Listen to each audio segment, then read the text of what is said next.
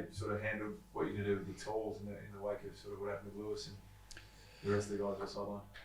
Yeah, it's sort of said each week that we've got guys in the VFL that we think are playing good footy. Jaden Laverty's back from a VFL suspension and played well last week, so he's clearly an option for us. But we have a number of guys that can play tall or small that are in really good form. So yeah, while it's extremely disappointing to lose another tall defender, but we think we've got depth on our list to cover it, and we're obviously really devastated for all our long-term injuries and our season-ending injuries. But in your first game to do an ACL, it's especially devastating for Hazy. But his attitude is amazing. He's back doing his prehabilitation work even before he has surgery to get stuck into it. So that's the exuberance of youth. He's worked really hard to get his opportunity, and his attitude, I think, is really going to help him in his recovery. But it's the silver lining for us, and where senior coaches have got to go really quickly is to what's next. And there'll be opportunity for other players, and fortunately we've got players who are ready for that opportunity. I heard you talk post-match about when you face adversity, you've got no other choice but to go through it. How do the players respond to that when they look and they see Drapes and they see Nick and they see these guys? Is it just does it compound frustration and disappointment? It's more the disappointment that the players in the group feel for the individual. But their attitude's been fantastic. I mean, this is the AFL industry that we're in. Injuries happen, and you can choose to sort of stay on the roller coaster of the ups and downs, or you can jump off and focus on what's in front of you. And I think our group's done that really well. We've keep repeatedly saying to the group, we'll pick a very strong 23 each week, and we'll do that again this week, and we'll go out and expect to perform at the level. How frustrating is it though for you as a coach when you just keep seeing all these magnets and people falling victim to these long-term injuries? Yeah, I don't think you can deny the frustration, but it's your response to the frustration that counts. And coaches talk all the time to players about control what you can control, and coaches have got to walk the walk there too. So clearly we're disappointed. We're not denying that, but we've got to move on to what's next and stay focused on the things that we can control. And the thing we can control right at the moment is giving opportunity to other players, and those players can control being ready for the opportunity when it comes. On the other side of that, you have Nate Caddy, who's stepped up, earning a Rising Star nomination. Yeah, he's a really exciting player, and he's worked really hard to get his opportunity. I think that the trap we can fall into is that we just think he's really talented, but his performances have come on the back of really hard work.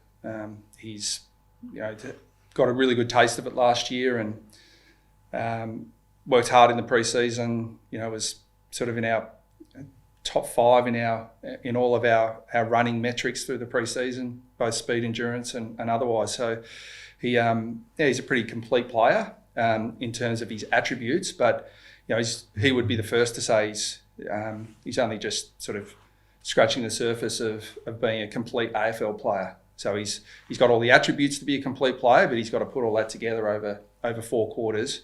And it's what the best players in the competition do. They don't just do it in bits and pieces. They do it quarter to quarter, game to game, year to year. And he's only at the start of his career. In the pre-season, there was an extension of the SSP, and then obviously the mid-season draft in between that. But you could, if you wanted to go with 3 picks to the mid-season, do you think there's probably a world where you can extend the SSP to a deadline like an American sports situation, so you guys don't have to wait to potentially put someone immediately on the list? Yeah, I think it's a good question, and it's a valid question.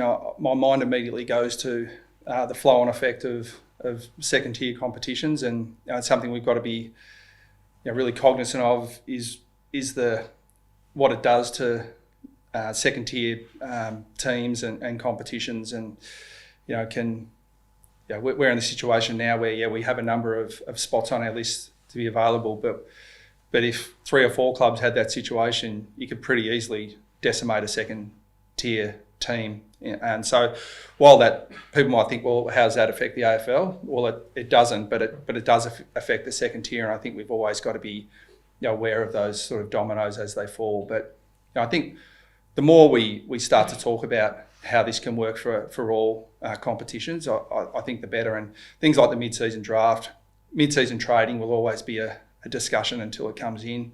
And I think they're all really relevant discussions, but there's a hell of a lot of work that needs to go on behind the scenes so that we don't create problems that are unforeseen. So how frustrating is it, I guess, speaking of the second tier, that Darcy Parish is probably ready to come back and he got a bye this week in the VFL? It's almost just extend his comeback time. Yeah, it's. I think other coaches have talked about it, and I concur that it's a challenge. The structure that we have at the moment, it's not just the buys, it's the different the mismatch in terms of fixturing, whether it's VFL's got a 5-day break, AFL's got a 7-day break. We're trying to manage all of that in a very imperfect system at the moment. So I think there was a piece of work being done on that. I'm not sure where it's at the moment, but I think we need to look at it because it's really unfair and unlucky that players get compromised because of a different structure at VFL level to AFL level. What do you make of the Dogs? I think they're very, everyone quite rightly was focused on Sam Darcy at the start of the year and watching him emerge to become the player that he's become. But it's, I think the strength of any team is that when they can lose a player like him, that, arguably they've improved their footy. Not because of the lack of Sam Darcy, but because, the other players that have been playing so well are now getting the recognition they deserve. So, yeah, they're a pretty formidable lineup. They're, some of their players, like a lot of players in the competition, are defying age. They're players post 30 are arguably in career best form, and they've got their captain back, which if you look at the numbers when he plays, it's a pretty significant difference to when he doesn't. On the injury front, Brad, player welfare sort of been in the spotlight, especially in the last few days since the Lockie Schultz situation. Can you see a scenario as a coach where you would like, and for Lewis, play to be completely stopped to make sure an injured player can leave the field regardless of where the ball is? Yeah, I think common sense generally has prevailed in these situations over time. I mean, I understand the interest around this one. Hopefully it's sort of an isolated incident. I think that whenever there's a player who's injured and the play's going, I mean, if it's up the other end of the ground, I think there's reason to sort of let play go. But as soon as there's any chance of the play coming near the injured player, you stop the game. And I think that's what the umpires have done in the vast majority of occasions. So I sort of understand the interest in this one, but my view is that it's fairly isolated. And when Lewis was injured, the play was stopped pretty quickly, to get him off the ground. I think there's a bit of whack from when Harry hit his ankle as well that was allowed to go. Yeah, look, these things aren't ideal, and I have some empathy for the decision makers here, both the umpires, the AFL. They're always going to be very heavily scrutinised, and I think the silver lining to come out of it is that you make your mistakes, you learn your lessons, and we make sure it doesn't happen again. So hopefully that's the case in this particular case. Do you think the scrutiny is well founded towards the AFL at the moment? It seems like it's a boiling point from a lot of different stakeholders. Yeah.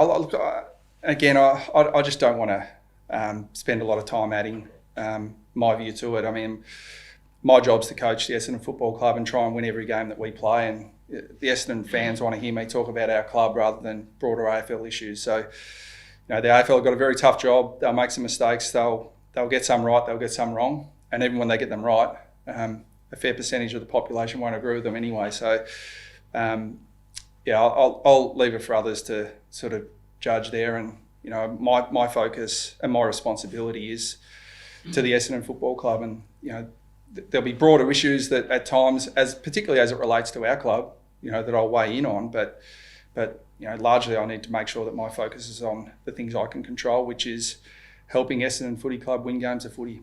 Pre-season, you sort of moved to temper expectation a little bit without saying the club was rebuilding. It was just sort of a retooling, I suppose. But do you think now you've sort of just percentage off sixth? are those expectations sort of surpassed? Can you reevaluate where you think the team might be heading given how well you've performed? Yeah, no, I don't. I mean, it's not necessarily about.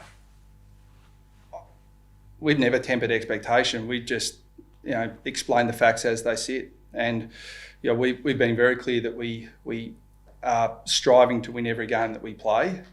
We're positioning our club for a really stable base so that we can really set the club up for future success. And I think the thing that's most pleasing over that time is the facts are that we've been able to do that to a certain extent. We've reset a lot of areas of our club while still, winning as many or a few more games than we've lost through that period. So, we'll just stay focused on the long term, and there are people at the club who are charged with the responsibility of doing that. But in the short term, our challenge is to get out there and try and compete, and the result will be what the result is. And we've won some games, but we've won some tight ones, which I think is it can go either way. But I've been really pleased with the way that we've been able to respond, both when we're in front and challenged, or behind and coming back. So that shows good resilience and character within the group. But the results have been tight, and last week's round demonstrate just how small the margins are between winning and losing.